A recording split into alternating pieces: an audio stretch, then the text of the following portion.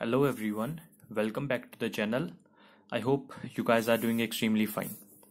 तो आज की वीडियो में हम फोर्थ एल्गोरिदम करने वाले हैं सीपीयू शेड्यूलिंग का राउंड रॉबिन एल्गोरिदम। तो चलिए जल्द से स्टार्ट करते हैं।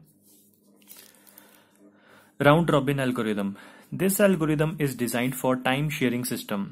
ये टाइम शेयरिंग सिस्टम के लिए इसको डिजाइन किया गया था, where it is not necessary to complete one process and start another.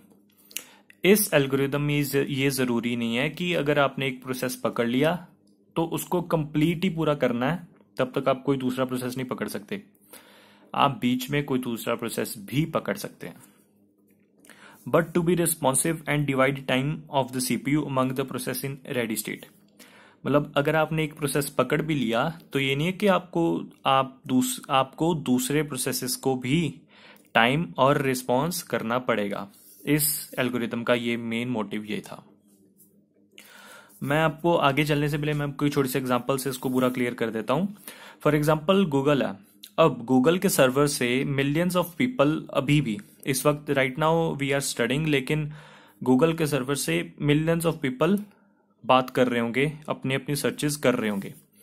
तो क्या गूगल का जो सर्वर है या जो गूगल है उसका ये मतलब तो नहीं है कि मैं एक प्रोसेस को पकड़ लूं, एक किसी पर्सन को पकड़ लूं और उसका प्रोसेस कंप्लीट करूं, तब तक मैं दूसरे पर्सन को ना पकड़ूं, मतलब दूसरे पर्सन को रिस्पॉन्स ना करूं।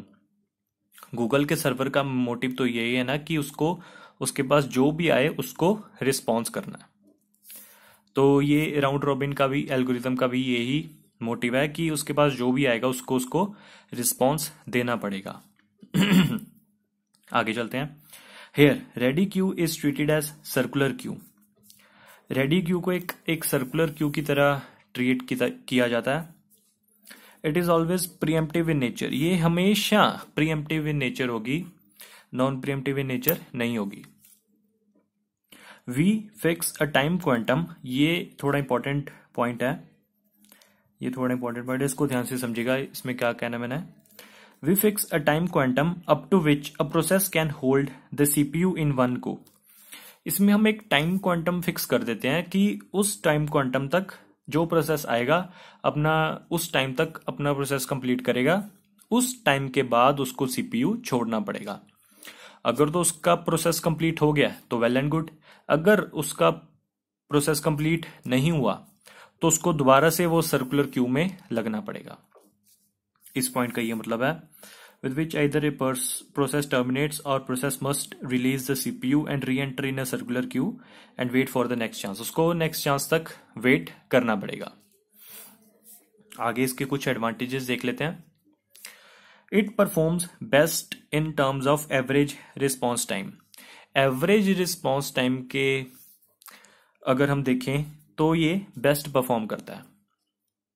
It works well in terms of time sharing. Time sharing के केस में ये बेस्ट परफॉर्म करता है। डिसएडवांटेज, लॉन्गर प्रोसेस में स्टाफ। अब जिसका प्रोसेस थोड़ा लंबा है तो उसको स्टारवेशन की प्रॉब्लम आ सकती है। मैंने लास्ट लेक्चर्स में आपको बताया कि स्टारवेशन की प्रॉब्लम क्या होती है। तो performance depends upon time quantum. अब कोई भी प्रोसेस की परफॉर्मेंस किसके ऊपर डिपेंड करेगी, टाइम क्वांटम के ऊपर, कि टाइम क्वांटम कितना हमने रखा हुआ है। तो चलिए अब हम एग्जांपल देख लेते हैं। Time quantum is equals to 2। अब ये पूरा प्रोसेस हमारे को इस क्वेश्चन में एवरेज वेटिंग टाइम निकालना है। तो यहां पर टाइम क्वांटम फिक्स कर दिया 2 यूनिट्स, प्रोसेस दिया, एवरेज टाइम दिया और बर्स्ट टाइम दिया हुआ है।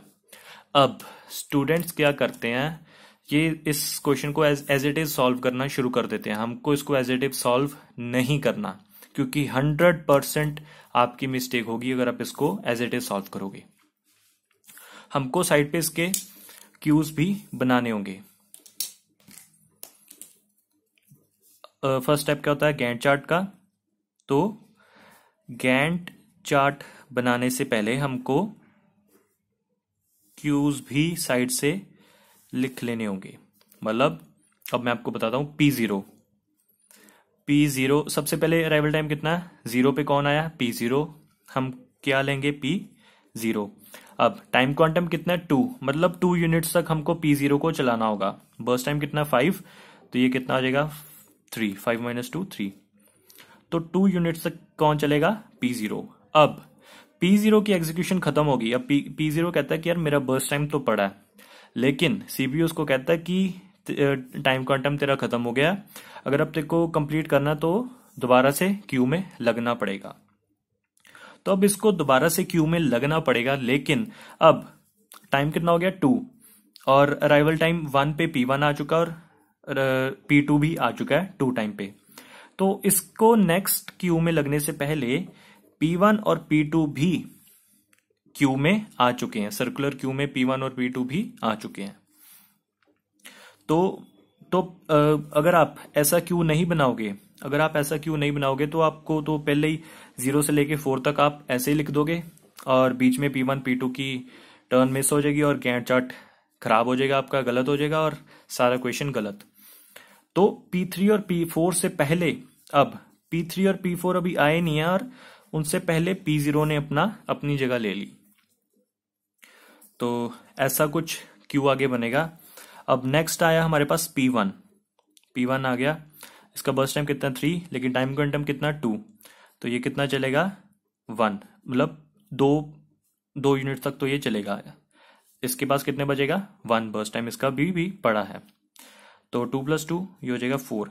अब 4 टाइम तक P3 और P4 भी आ चुके हैं। अब यहाँ पर P3 और P4 भी आ चुके हैं। अब अगर P1 को अगर अपना कंप्लीट करना है तो P4 के बाद इसको लगना पड़ेगा P1। अब चलते हैं नेक्स्ट P2 का कितना बर्स्ट टाइम? 1। तो सबसे पहले ये कंप्लीट हो जाएगा 5। अब नेक्स्ट P3। अब नेक्स्ट किसकी टर्न आई? P0 की। अब हमको इस सर्कुलर क्यू के अकॉर्डिंग चलना है, हमको इसके अकॉर्डिंग नहीं चलना। नेक्स्ट हमारे P2 तक कंप्लीट हो चुका है। नेक्स्ट आया P0 का कितना पड़ा था? 3, लेकिन टाइम क्वांटम कितना? 2। तो ये कितना चलेगा? 5 + 7, 5 + 2 7 तक ये चलेगा। P0 भी कंप्लीट हो गया। अब इसको फिर से क्यू में लगना पड़ेगा, क्योंकि अभी इसका पड़ा है, क्योंकि अभी इसका एक बर्स्ट टाइम 1 यूनिट अभी पड़ा है। तो अब कौन आया? P3 का कितना है बर्स्ट टाइम? 2। तो P3 भी यहां पर खत्म हो जाएगा, क्योंकि टाइम क्वांटम कितना है? 2। 7 + 2 9। अब कौन आया? P4 का बर्स्ट टाइम कितना? 3। तो लेकिन टाइम क्वांटम कितना? 2। तो ये कितना चलेगा? 2 तक ये चलेगा, और लेफ्ट कितना रहेगा इसके पास? 1। 9 + 2 11। P4 चलेगा 11 तक। और अब इसको कंप्लीट करना है, तो P0 के बाद कौन लग जाएगा? P4। तो मतलब ऐसे आपने सर्कुलर क्यू बनाती जानी है। P4 भी हो गया। P1 आएगा। P1 के पास कितना बचा था? एक ही बचा था, तो P1 भी कंप्लीट हो जाएगा, 12 तक चलेगा P1। उसके बाद P0 के पास भी एक ही बचा था, वो भी हो जाएगा कंप्लीट 13 तक। और उसके बाद लास्ट में P4 चलेगा 14 तक। तो ऐसा आपने ये सर्कुलर क्यू, आपने इस सर्कुलर क्यू के अकॉर्डिंग चलना है। और अगर आप ये सर्कुलर क्यू नहीं बनाते तो 100% आपकी मिस्टेक हो जानी थी, क्योंकि ऐसे इसको ह्यूमन माइंड के लिए ऐसे याद करना थोड़ा मुश्किल रहता है। तो it's easy to write above this circular queue. तो अब हमको क्या निकालना है? हमारा वेटिंग टाइम। तो वेटिंग टाइम क्या हो जाएगा? P0, P1, P2, P3 और P4 के लिए।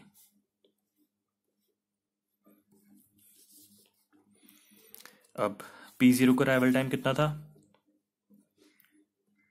P0 का अराइवल टाइम था 0, लेकिन इसको पहले इसने ये 2 कंप्लीट किए, फिर ये 2 कंप्लीट किए, और लास्ट में ये 2 कंप्लीट किए, लास्ट में 1 कंप्लीट किया। तो इसका कितना हो जाएगा? 12 - 4 8, क्योंकि 2 इसने यहाँ पे कंप्लीट कर लिए थे, 2 इसने यहाँ पर कंप्लीट कर लिए थे। 2 + 2 4, और 12 - 4 8। P1 का देख लेते हैं। अराइवल टाइम कितना है? 1, लेकिन इसको कंप्लीट कब हुआ? 11 में। यहाँ पर ये 2 और यहाँ पे 1, तो 11 - 2 ये हो जाएगा 9। 9 नहीं, सॉरी, यहाँ पर ये आएगा 3, क्योंकि इसको 1 ये वाला भी कंसीडर होगा। 2 + 1 3 और 11 - 3 9। P2 देख लेते हैं। P2 का अराइवल टाइम 2 है, लेकिन P2 को CPU मिला 4th पे, हाँ 4th पे, तो अराइवल टाइम कितना, वेटिंग टाइम कितना हो जाएगा, 4 - 2 = 2। अब P3 का अराइवल टाइम कितना, 3, और इसको CPU मिला 7th पे, और हाँ 7th पे कंप्लीट हो गया। 7 - 3 = 4। अब लास्ट P4 का अराइवल टाइम 4 है, और P4 को पहले 9th पे मिला, उसके बाद 13 पे मिला, तो इसका क्या हो जाएगा, 13 - 2 + 4 6, तो ये कितना आ जाएगा, 7। यहाँ पे करेक्शन है थोड़ी सी, यहाँ पे आएगा 9, और 13 - 9 कितना होता है, 4। तो बस हमको एवरेज वेटिंग टाइम निकाल लेना है। तो ये कितना आ जाएगा, average waiting time = 8 + 9 + 2 + 4 + 4 divided by 1 2 3 4 5। तो ये कितना आ जाएगा हमारे पास, 8 + 9 प्लस, तो ये आ जाएगा हमारे पास 27 डिवाइडेड बाय 5, ये हमारे पास बन जाएगा 5.4। ये होगा हमारा रिक्वायर्ड आंसर। तो बस आज की वीडियो के लिए हम इतना ही रखते हैं। आज हमने पूरा राउंड रॉबिन एल्गोरिथम का कंसेप्ट पूरा समझ लिया। Thank you.